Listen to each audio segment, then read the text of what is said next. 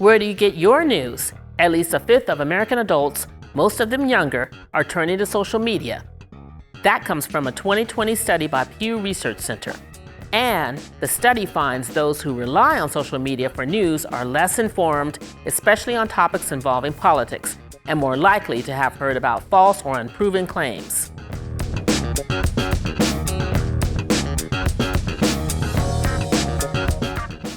The way we get information has changed dramatically over the last decade. Traditional media delivers information directly. It is passive, no feedback required.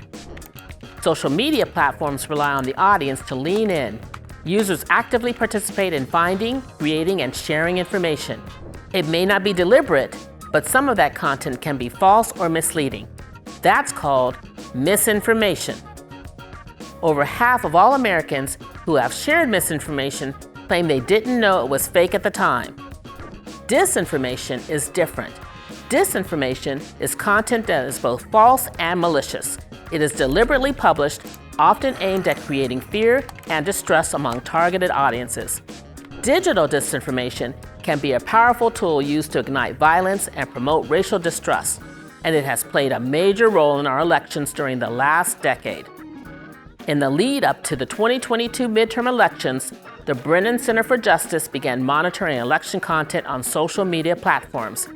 They found a pattern of false narratives, usually stories involving voting machines, mail-in voting, and voter fraud.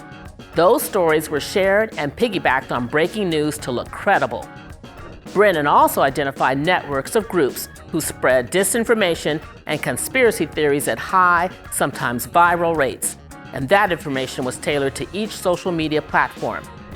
Nearly 7 out of 10 American adults surveyed back in 2019 by Pew said made-up news impacts their confidence in the government. They blamed disinformation on the gridlock among elected leaders. Over half said they had started losing confidence in each other. What can we do? Check your sources. Is your information coming from a trusted news outlet? Always double-check election-related information. Reach out to your Secretary of State's office. They have the real info on where and how to vote. Hit the pause button before you share stories on social media. Take time to fact-check stories and information.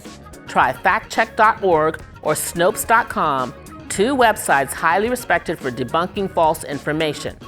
The stakes are high. As the Brennan Center puts it, election-related falsehoods corrode democracy. So what are you willing to do to protect the truth?